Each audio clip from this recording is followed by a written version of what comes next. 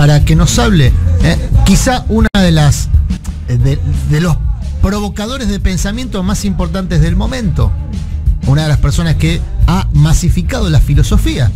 Hay muchos que antes que él, ¿no?, han hecho divulgación de filosofía muy importantes, él los reivindica, pero creo que en este momento debe ser la figura convocante en materia de divulgación filosófica de la Argentina a nivel regional. Trabaja también en Uruguay, ha viajado a distintas latitudes.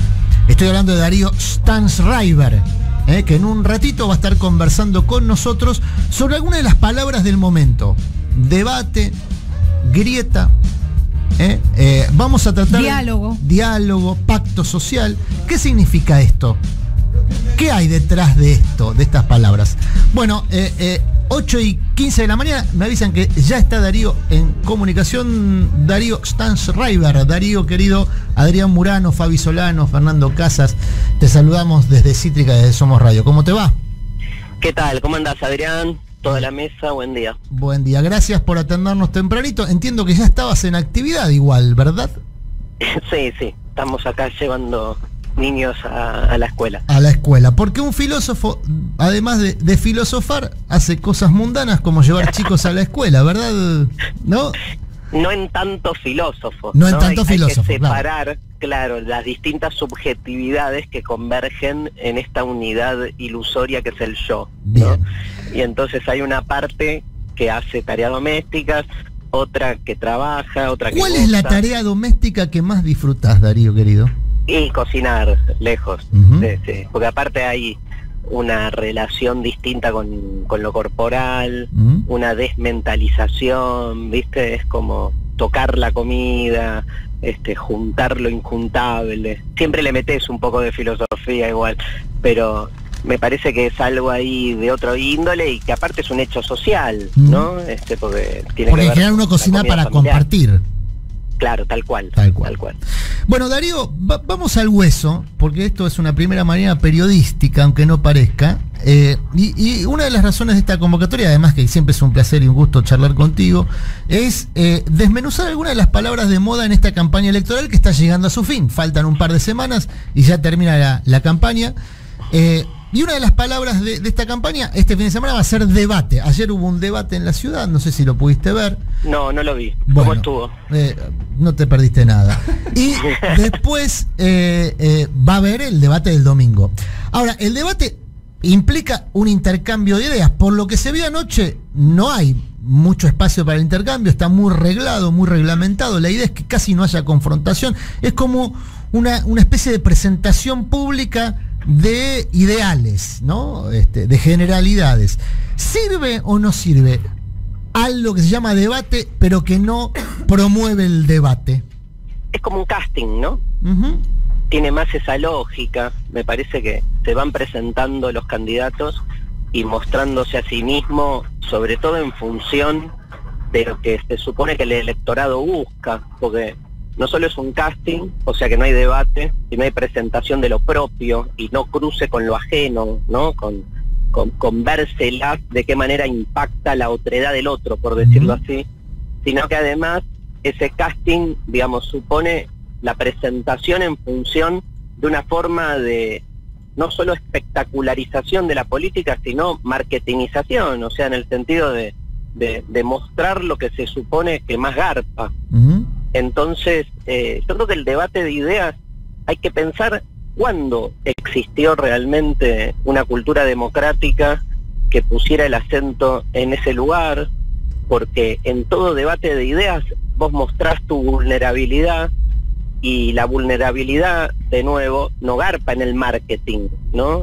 Salvo que te des cuenta, como en algún momento este gobierno, digamos, creo que tanteó que presentarse a sí mismo en la humildad del reconocimiento de errores le sumaba puntos. Pero de nuevo, siempre está la prioridad de lo formal que tiene que ver con sumar votos, ¿no?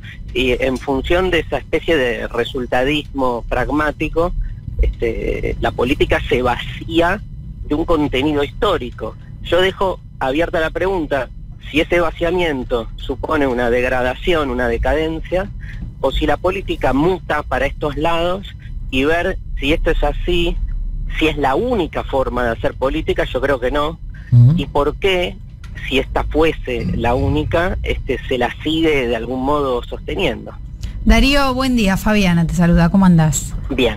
Recién hablabas del otro y de la construcción de la otredad, tema que has trabajado durante mucho tiempo y tema que ha sido utilizado también por parte de, digamos, del gobierno anterior para generar un mensaje político. Muchos de los avances que se habían generado en relación a la empatía, al reconocimiento del otro, se han perdido y se ha construido una imagen del otro como enemigo y se está exacerbando, sobre todo en la campaña, desde sujetos como el candidato a vicepresidente Pichetto. ¿Crees que es realmente un retroceso o que es una exacerbación momentánea? Porque se utiliza también sabiendo que hay una porción grande de los votantes que lo va a elegir. Sí, ni hablar. A ver, para los que tenemos una concepción, vamos a usar el término más temido, ¿no? Pero una concepción progresista de lo social, es un retroceso, no me cabe duda. Retroceso en relación a la política de apertura hacia el otro, con todas las falencias que tuvo, pero con una cultura política, yo diría, más que con una política de gestión, que ahí podríamos analizar, sí con una cultura política de apertura al otro. Me parece que en ese sentido, sí, hay un ensimismamiento neoconservador de la prioridad de las fronteras endogámicas, ¿no? Digo, siempre es más importante, primero yo, después lo que tiene que ver conmigo, después los parecidos a mí, y a partir de ahí se forja una política de amigo-enemigo, donde siempre el otro pasa a ser, digamos, no solo el adversario a combatir, sino el que le da sentido a mi propia existencia. Darío, ¿no? Parecería cuando uno escucha a Pichetto que justamente, digamos, todo ese discurso de marginación del otro no hace más que autoafirmar un tipo de narrativa que hay un electorado en Argentina y en todo el mundo que va por este lado. Darío, en relación a esto, hace un tiempo atrás, en una charla que tuvimos, en una entrevista, yo usé como título una frase tuya que me parece muy interesante para desarrollar en este momento, o para recobrar en este momento, que es: la salida de la grieta es la profundización de la grieta. Sí. Que entiendo que es una provocación, pero también un concepto bien interesante, porque en el sentido común se aplica una lógica inversa, ¿no? Vos escuchás en la política, en los medios de comunicación, no, hay que salir de la grieta, mancomunemos ideas, vayamos hacia un pacto social, sí. y vos planteabas todo lo contrario, digamos, planteabas otra salida posible. Bueno, los títulos son ambiguos, ¿no? Sí, por eso. ¿Qué? No, por eso son atractivos, digo. Sí, te voy a hablar. Creo que el título dijo un poco más de hacia donde yo iba. Igual siempre agradezco tus notas y tus títulos, porque también me han obligado, incluso en ese momento, a volver sobre las declaraciones. Pero yo creo que ahí yo te decía algo así, como que todo es grieta.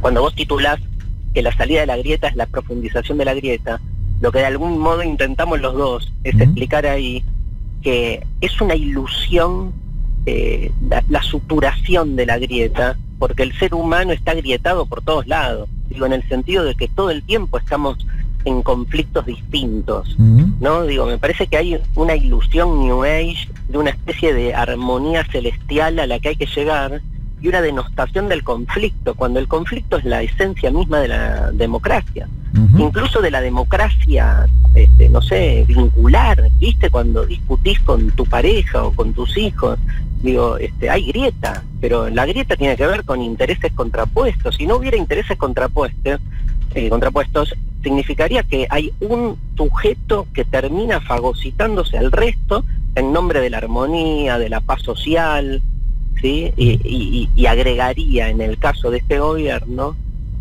una de sus promesas de campaña fue justamente esa, haber instalado la ilusión de esa especie de finalización de la grieta, y no hizo otra cosa que profundizarla.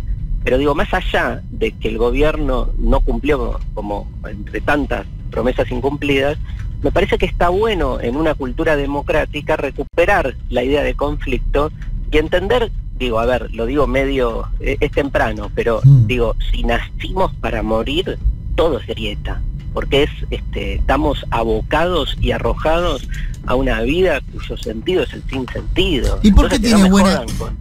Cerrar la grieta cuando desde que nacemos estamos tratando de comprender ese abismo al que nos dirigimos. Darío, estamos en comunicación con Darío Stansriver, creo que lo estoy diciendo bien, he practicado muchos años para este momento. Darío, vos planteabas muy bien recién el tema de que la democracia intrínsecamente está constituida, entre otros factores, por disputas de intereses, digamos. Lo que hace la democracia es administrarla y respetar a aquellos que tienen, a las minorías, digamos, a aquellos que tienen menos poder real. Sobre todo, ¿no? Claro, debería estar abocada a esto. Ahora, ¿por qué tiene tan buena prensa? Y ya te llevo a otra de las palabras que va a estar de moda en lo que viene, que es el pacto. ¿Y cómo serían los términos de un pacto entre desiguales? Porque acá estamos hablando de pacto entre desiguales, ¿no? Empleador con empleado, Estado con civil, digamos, con sociedad civil. ¿Cómo se puede elaborar un pacto entre desiguales de manera de que no haya ganadores y perdedores? Es que es la misma lógica que la idea de salir de la grieta para mí. O sea, la idea del pacto garpa, pero porque, digamos, esta idea de la democracia como conflicto no es una idea hegemónica. Al revés, te diría que lo que todo el tiempo escuchamos y se nos baja permanentemente es como la necesidad de disolver todo conflicto y aunarnos a una especie de pensamiento único, común. Y el pacto sería como esa especie de armonía, pero, digamos, edulcorada, ¿no? Sería como, porque dentro de todo en el pacto parecería, por lo menos en su formato más liberal contractualista, que se resguardan las subjetividades, ¿no? Hay como una mayor garantía de las diferencias que deciden pactar en pos de un común. Parece que el problema está en ese común. Siempre que se piensa cuál es el común que aunaría a toda la sociedad argentina, es una versión de la Argentina que se impone sobre el resto. Lo que nos cuesta un huevo es pensarnos en términos conflictivos. Este gobierno que se regodeó de pluralista y de el respeto liberal por las democracias y las diferencias, o sea, no pudo tolerar la más mínima disidencia a su más mínimo planteo. Digo, la democracia se construye con el otro, o si querés, transformo una frase militar, medio chota, pero que vale. La paz se construye con el enemigo, ¿no? Pero en tanto el enemigo es comprendido en tanto enemigos y le disolvés su especificidad, lo estás de algún modo asimilando a lo tuyo. Digo, violencia no es conflicto. El conflicto no genera violencia. Lo que genera violencia es que una de las partes en conflicto se instale como única y disuelva a la otra. Me parece que es otra lectura posible de cómo pensar el tema de las diferencias. Darío, usted una consulta con respecto a hoy en día se están empezando a reproducir distintas series, películas que marcan el futuro distópico, ¿no? Incluso, bueno, esta semana se estrenó, hace 2 semanas se estrenó la película del Joker, que también muestra una sociedad completamente fragmentada, donde, digamos, las personas básicamente no tienen casi oportunidades, sino que tienen que normalizar la situación de padecimiento permanente. ¿Tiene algo que ver con esto que estamos hablando de llevar al conflicto a un lugar, digamos, casi diario, pero desde el lugar de no salir a poner el cuerpo? Mira, no vi Joker, pero si Mírala. Entiendo la última parte de tu pregunta, te diría que, o sea, yo estoy planteándolo al revés, como que el conflicto lo que haría es debilitar las fronteras rígidas que establecen la prioridad de lo mismo, de lo propio, como única política de la existencia. Entonces, es al revés, como decía Levinas, ser libre no es apropiarse de uno mismo, sino escaparse de uno mismo. Entender que ese uno mismo es la principal construcción del poder. La idea de que uno en una sociedad liberal realmente es libre cuando elige. Parece que ese es un primer punto. Los consumidores electores, consumidores/electores, lo que hacemos cuando elegimos es creer que somos libres de toda determinación a la hora de elegir a un candidato, no sé, a una pareja o a una vocación. Y todo eso está preseteado, ¿no? Como demostró o explicó Foucault, los dispositivos de poder no son represivos, son normalizadores. Entonces uno cree que está eligiendo y termina eligiendo entre 4 candidatos, ¿viste? Que son como en las góndolas de un supermercado, que uno entra y lo que te presentan son las posibilidades que el supermercado decide que uno tiene que consumir. Sin ley de góndola, además, ¿no? Digo, y lo mismo porque son todos muy parecidos. Uno cree que está eligiendo la carrera que va a estudiar y las posibilidades burocrático-institucionales que te brinda la institucionalidad formal académica se reducen a una cantidad de carreras en las que uno tiene que hacer encajar su vocación. Parece que trabajar la deconstrucción de esa frontera me parece un primer paso para una democratización en serio. Darío, buen día. Alejandro Lingenti, ¿cómo te va? Hola. ¿Cómo estás? No, te quería preguntar, ¿sería mejor tener, digamos, un pensamiento de derecha más articulado que el que tenemos hoy en la Argentina? Te pregunto porque yo hago una operación mental rápido, me decís, bueno, pensá en filósofos progresistas, pienso en vos. Pensá en un filósofo de derecha, pienso en Alejandro Rosichner. Esto corre por cuenta mía. Yo no me tomo muy en serio a Rosichner. Pero, digo, ¿sería mejor tener rivales de mejor fuste? ¿Sería mejor tener un pensamiento, insisto, de derecha más articulado? Yo creo que sí, obviamente, por lo menos en su expresión mediática. Yo creo que hay un montón de pensadores de derecha que producen y muy bien, pero en la academia. Lo que pasa que son de una derecha que no se asume a sí misma en ese lugar.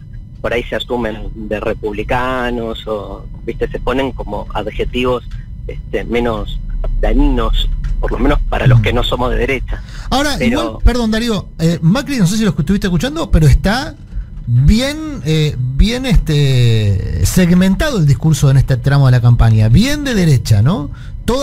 Sí, lo que pasa que hay me parece que hay que diferenciar ante la pregunta que me hizo tu compañero. Ale, perdón, hay, digamos, una derecha, si querés, más ligada a lo que es la marketinización neoliberal, una derecha por eso más liviana, más pragmática, de lo que es un pensamiento que está bien, que por ahí la palabra derecha le queda demasiado grande, pero un pensamiento más propenso a la tradición liberal, que es muy piola. Yo qué sé, a mí hay cosas que...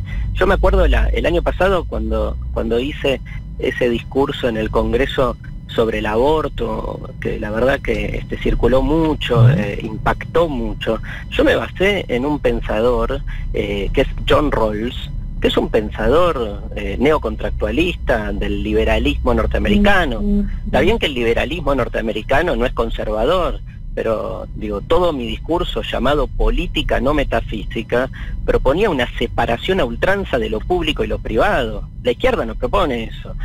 Era un discurso más ligado, si querés, a una tradición. Claro, en Estados Unidos existe el liberalismo progresista, que sería un poco eso, pero que para nosotros, para nuestra grieta pedorra, sería de derecha, ¿entendés? Entonces, es como, yo acuerdo con Ale, que haría falta como otro tipo de interlocutor, por lo menos en los medios, pero lo que habría que discutir en realidad es eso, es el rol de los intelectuales en los medios. Me parece que eso es algo todavía pendiente. Darío, estamos en comunicación con Darío Stanraiver. Déjame abusar de nuestro conocimiento previo para plantearte dos situaciones. Vos diste clase durante muchos años a chicos del secundario, ¿no? Sí. Y habitualmente uno escucha que se menosprecia a los pibes. Ahora no tanto, ahora al revés, se transformó en una especie de valor en sí mismo ser joven, ¿viste? Sí. Uno ve casos como el de Ofelia Fernández, una chica muy bien formada, pero muy jovencita. Hay quien le pega por piba, pero también, por otro lado, hay quien la supervaloriza por piba. Están las dos situaciones. ¿En qué lado de esa grita te pones vos? Digamos, si es que te pones en alguno o la coreas entre as, digamos, ni mucho ni tampoco. Ni es un valor en sí mismo, porque es un estado pasajero y que aparte pasa muy rápido la juventud. Yo creo que lo sabemos los dos, digamos. Y al mismo tiempo es algo para estimular las ideas que vienen con los pibes, ¿no? No, a ver, yo toda mi vida como docente siempre te diría que fui un defensor a ultranza de poder relacionarnos con los jóvenes de nuevo, en tanto jóvenes. Yo creo que estas dos lecturas que haces vos, que muy bien haces acerca de lo que es la grieta en relación a este tema, están como contaminadas por adultocentrismo. Esto es, se parte de la concepción del adulto como realización plena de lo humano, y desde ahí se valora el resto de las edades, ¿no? Claro. Lo mismo pasa con la vejez. O sea, todo está alrededor de ese centro que es ser adulto, donde se supone que uno termina de ser plenamente un ser humano, que es una falacia, ¿no? Pero desde ahí al joven se lo entiende como preparación para adulto, como un estadio previo. Parece que lo importante es salirse de ese lugar. A mí, digo, me parece que cuando se traspasan esos planos, se hace cagada, digamos. O sea, cuando uno dice, mirá Ofelia, qué bien, habla como si fuese grande. Hagamos, porque digo, lo interesante de Ofelia y de su subjetividad es entender que alguien, siendo joven, teniendo 19 años, también puede ser parte de la política, ¿no? No en la medida en que termine adecuándose a los parámetros adultos, o ya no tanto, cuando históricamente se decía de una mujer presidenta, parece un hombre gobernando, ¿no? Como un valor positivo. Me parece que ahí hay algo que tenemos que aprender de resguardo de la subjetividad.